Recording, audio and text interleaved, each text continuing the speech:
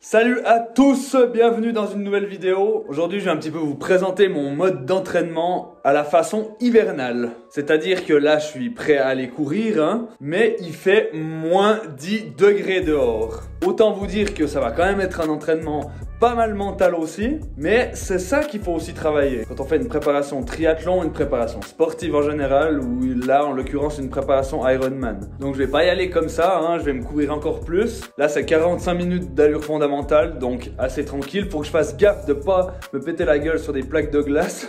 Ça m'est déjà arrivé 2-3 fois là ces derniers temps, et puis ça commence à bien faire quoi. Bon allez, on va se changer et on va y aller, on va pas perdre trop de temps. Oui bon, là je sais, on dirait un petit peu que je pars dans l'intervention avec le GIGN, mais je vous jure c'est nécessaire pour survivre à cette course à pied, surtout que je suis hyper frileux. Bon allez, let's go, on est parti. Comme vous pouvez le voir là, la neige elle est pas mal revenue, hein. Là en termes d'équipement, j'ai plusieurs couches bien sûr, j'ai le gilet jaune pour bien être vu parce que même avec ça, des fois on me voit pas, donc j'ai déjà failli me faire shooter 2 ou 3 fois, c'est déjà arrivé, donc c'est absolument nécessaire. Et bien sûr la lampe frontale, indispensable pour les courses hivernales le soir comme ça. Bon, je vous laisse, let's go, on y va.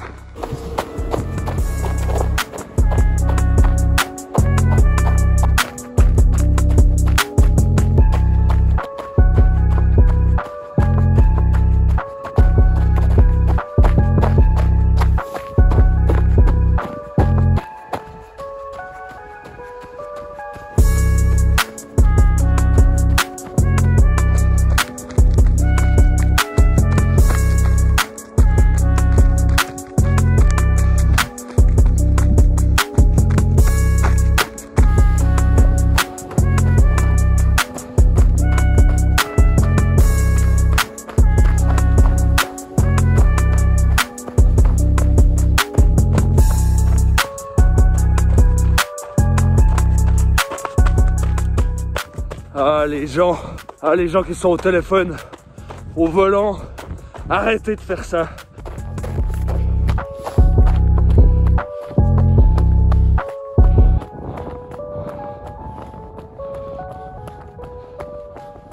Voilà, course à pied terminée. Donc 9 km 6 en un peu moins de 50 minutes. Il y a 45 minutes qui étaient prévues au programme, mais c'est pas grave. Petite rectification, il faisait pas moins 10, il faisait moins 12. Bon, c'est évidemment pas ça qui fait la grosse différence, hein. Je me suis même pas cassé la gueule. Par contre, c'est vrai que j'ai failli me faire renverser 2 fois par une voiture. Une fois par une nana qui roulait à toute berzingue et puis qui m'a pas vu, qui sortait. C'était d'une ruelle. Et une fois, un mec qui était sur son attel. Sans déconner, arrêtez d'être sur votre attel comme ça. Surtout quand on roule, quand il fait cette température-là. C'est hyper dangereux. Donc voilà le petit message de prévention. Bon, moi je vais retourner au chaud. À toutes. Voilà, fin de semaine, maintenant on est en direction de la piscine pour aller faire une séance de natation.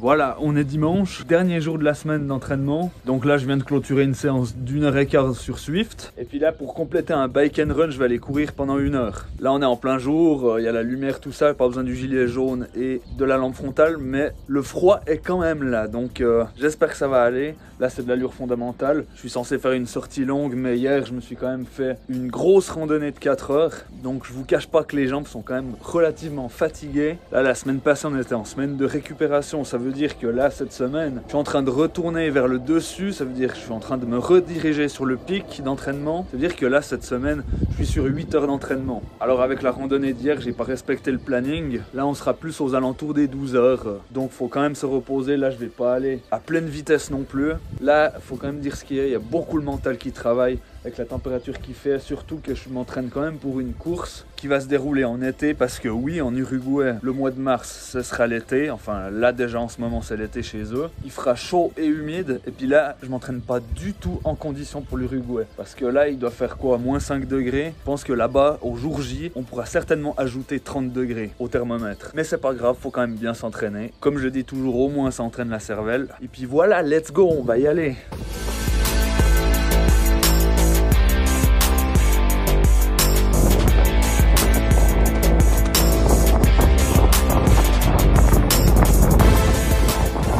Ok, là normalement il y a un chemin, mais il n'a pas été déblayé. Alors je marche quoi. Allez, on est bon maintenant.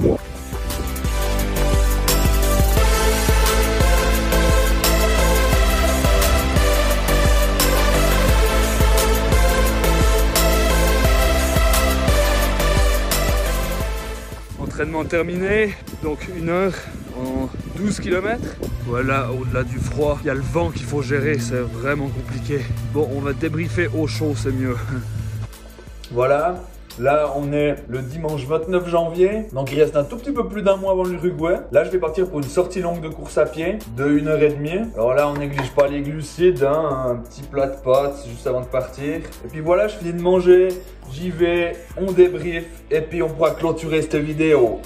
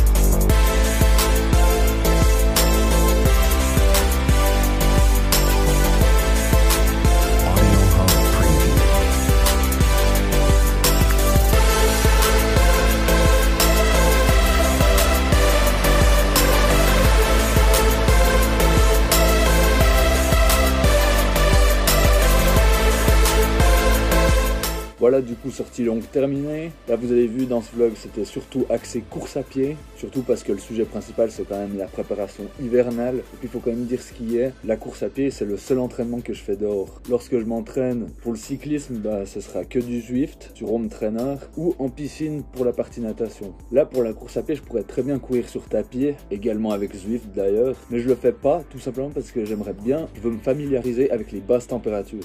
Et puis c'est aussi tout simplement pour prendre l'air, hein. Là particulièrement cet hiver, ce qui est compliqué, c'est le vent. Il y a énormément de vent, que ce soit en course à pied ou quand je fais de la randonnée. Cet hiver, je sais pas ce qu'il y a, mais il y a des rafales de vent de ouf malade. Et puis avec ce vent finalement, t'enlèves facile entre 5 et 10 degrés quoi. Après en termes d'équipement, ça se complique automatiquement beaucoup plus quand on est en hiver. L'année passée, exactement à la même période, je m'entraînais pour le marathon de Paris et franchement on n'avait pas été gâté autant que ça en termes de neige. C'était donc beaucoup plus facile de s'entraîner pour la course à pied quoi. En plus là on est en train de parler d'équipement, mais si vous regardez mes chaussures, franchement, il n'y a qu'à voir dessous, c'est absolument pas adapté aux conditions de neige. Puis je sais pas si vous avez déjà couru sur du sable, mais sur la neige c'est la même chose, sauf que vous avez le pied qui glisse encore plus derrière. Donc physiquement ça reste quand même compliqué quoi. C'est d'ailleurs pour ça que sur cette sortie longue, on peut voir que j'ai une allure vraiment pourrie. Mais bon, c'était aussi parce que je prenais des images là, je prenais mon temps. Et puis il faut pas oublier que c'est pas en faisant uniquement des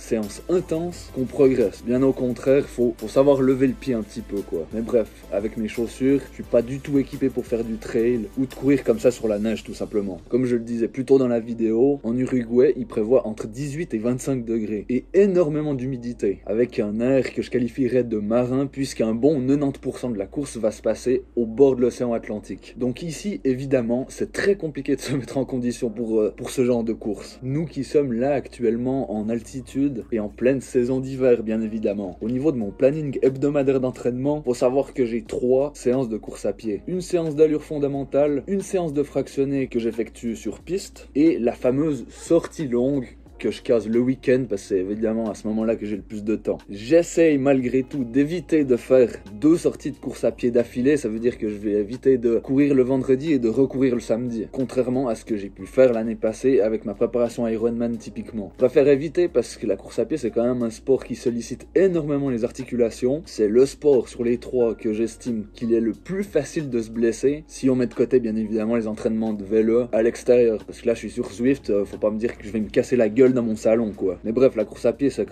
rempli de chocs au niveau articulaire et puis j'essaye d'éviter de courir 2 fois à la suite. Et tout ça en plus ça s'accentue au niveau du froid. Donc là comme je l'ai dit avant ma sortie longue, il reste à peu près un mois, un tout petit peu plus avant cet objectif en Uruguay. Là on est gentiment en train de monter crescendo vers le 2e pic d'entraînement. Donc là cette semaine que je suis en train de clôturer maintenant, elle dure 10 heures. Mais ensuite sur la semaine qui vient là, je vais atteindre le pic, ça veut dire que je vais atteindre 12 heures d'entraînement finalement. Ensuite, pour résumer, pour récapituler, je vais rester pendant 2 semaines à 12 heures d'entraînement et ensuite on va redescendre pour faire bien évidemment de la récupération pour se maintenir prêt pour voyager et pour la course là-bas. Je reviens très souvent là-dessus, mais si je fais une préparation pendant l'hiver, c'est aussi volontaire hein, évidemment, mais pas que, je pense que ça forme aussi pas mal le mental parce que faut pas croire que j'ai toujours envie d'aller courir comme ça quand il fait par exemple moins 10 degrés. C'est pas tous les jours une partie de plaisir, mais il faut bien le faire si on veut rester focus sur ses objectifs. C'est important. J'ai toujours entendu cette phrase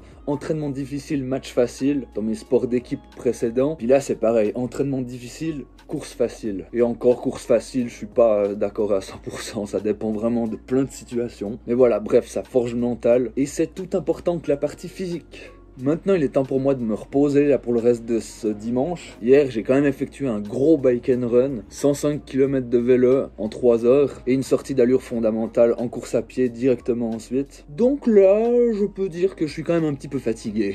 Voilà, on va pas aller plus loin. Merci d'avoir regardé cette vidéo. Comme je dis souvent, n'hésitez pas à commenter, ça me ferait clairement plaisir. Et puis voilà, on se voit bientôt. Allez, ciao!